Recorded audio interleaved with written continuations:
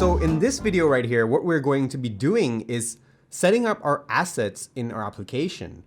Now, in the previous episode, we covered the MVC workflow where we got data from the database to render in our browser so that we can see the whole workflow where the request is going to the router, to the controller getting the data from the database, and then outputting it in the view, and then the view then putting it out in the browser. So in this episode, we're going to be setting up the assets, and what we're going to be doing is just installing the Bootstrap SaaS gem. We're going to be using Twitter Bootstrap, and if you're not familiar with that, we're going to post a link in the description area. You can check that out. Twitter Bootstrap is pretty ubiquitous. It's it's everywhere. So if there's great documentation, but in this episode, we're just going to set it up. We're going to clean up some of the views because I don't like working with an ugly app, if you will. So it has to look even just a little bit decent, for me to be motivated to work on an app. So let's head over into the text editor. So I have my text editor open over here. What we're going to be doing is going to go to the gem file. So here we go. And here, what I'm going to do is install the Bootstrap SaaS gem. So gem Bootstrap SaaS right there. And what we're going to do now is go into the terminal bundle, and this is going to install our Bootstrap SaaS gem. Now, the way I use the assets is, I use Sass. So, by default, Rails will use SCSS, which is very similar to Sass. But, Sass allows you to not have to use the curly braces, and it's a little bit cleaner. So we're going to go with that. Okay, so the first thing I'm going to do is I'm going to delete this post.scss. We're not going to use that. I'm going to rename this file application.css to SASS, just like that. And the JavaScript, we're going to use CoffeeScript. I am very against writing JavaScript, so we're going to use pure CoffeeScript. Let me just fix that real quick. All right, great. So I'm going to delete all this comments. You can read it if you want, but I already read it. So I'm going to keep it simple and clean. And I'm going to remove this last one here. So this is generally what I do, kind of like a boilerplate. When I have a new project and I want to set up the assets, this is the exact process I go through every time. And for me, this is a great starting point. All right, so here we go. I'm going to delete all this comment as well. And I'm going to remove all of this stuff. So we just have an empty size file.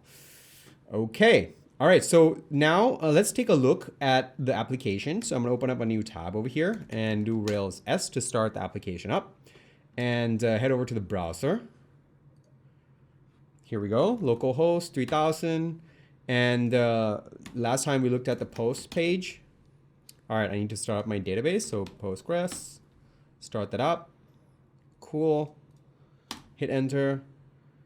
Great. All right, so here it is. This is what we have so far. I'm going to make this, use the Bootstrap SaaS CSS and clean this up by centering it in the middle a little bit and, making it like, I can look at it without feeling like puking. You know what I mean?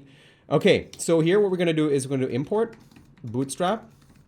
And if you read the documentation in the Bootstrap SaaS gem, if you're using, this gem with Rails, it recommends that you use the Bootstrap sprocket as well. So we're going to do that.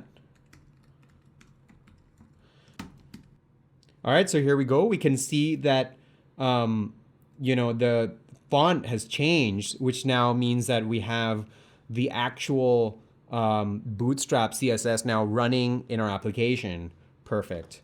All right, so what I'm going to do next is I'm going to go into the view, and in the layout area, the application, I'm going to enter some basic boilerplate, HTML to get our content centered and where it needs to be. So div ID main class container. So this is going to center our content.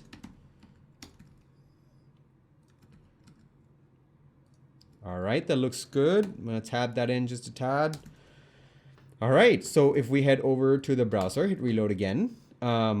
So this is now like, it leaves some spacing for our content now. Yeah, so there we go.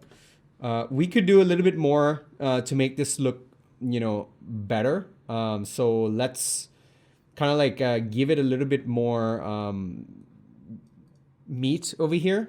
So what we're going to do is have the post look like it has like some kind of border. So to show that this is a separate post from the next one. So let's do that. And over here we're gonna go into index. What we're going to do is I'm going to extract this out into a partial, into a post partial. So here we go. Post.html erb. And the idea behind this partial is it represents a single post in the index page, right? So what we can do is we can do render post. And so what this is going to do, so I can do this and then move this here. And by default, what this is going to do is it's going to set up in the partial a local variable with the name post. And all this is predicate on the fact that we have the partial with the name of post singular. Rails set all this up for us automatically. So if you name your partial correctly, it'll do a lot of that work for you that you would have to otherwise do manually. And I will also go through, like later in a different episode, how, we could use like a custom setup for something like this, and we could, pass in local variables into the partial. That'll all come a little bit later. But for now, we just want to clean things up, get things looking right, and then get back focused into doing what we're supposed to do. So here we are. We're going to do render post. And if I go back to here and do reload, everything should work just fine, all, the same. And then, so what I'm going to do now is I'm going to, clean this up just a tad. And what I'm going to do is here, we're going to use the column based system in Bootstrap. So I'm going to do a separate video for, talking about Bootstrap and how to build pages with Bootstrap and all that stuff. So here, this is a Rail Foundation video. Look for the Bootstrap stuff, in a different video. I think I'm going to do a whole series on Twitter Bootstrap and get that out for free, so people can learn HTML and CSS and all that. So what I'm going to do is I'm going to set up the columns. So here we are. So we're going to do class row div class row, and then we're going to put in the this is going to be a 12 column. So each post is going to be 12 columns. So we're going to go in here and do a div class post. And then, move this down like this. And then call md 8. All right, so let's take a look at what we have here. Row, post. All right, so it is actually 8 columns now, but it's not like really centered yet. And so what we can do is we can use the offset. So call md offset 2, hit reload. And we can see here the content is a little bit more in the center of the page now, and the spacing on both sides are equal because we're using the offset class over here. So Rails also come with a helper that we can use. And so instead of using the regular div, what we can do is use div for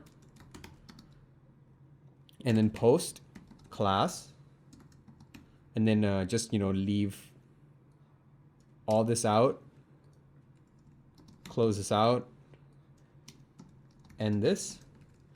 And we can now hit reload and we'll get the exact same thing. Or not. All right, let's see what's wrong. So here we are. It says that, expecting end. Okay, so I need to add a do over here. Hit reload and nothing showed up. So here we need to do equal, just like that. All right, so that, will get us to the point where, it's going to add automatically the post class over here. And it's going to add the ID, give it the post underscore and then the ID from the database. This can come in handy later on, when we need to reference, okay, which post is being rendered in our page. So this is generally the normal setup that I go with when I start a project. So if you're curious, div4 is a helper that comes with Rails. And there's a bunch of helpers, and we're going to, slowly introduce you guys to these helpers that, you know, make your code more concise and make things a lot easier, like, you know, the example that we showed over here. So yeah, this is gonna wrap it up for this video. I hope you guys found this useful, and I'll see you guys in the next one.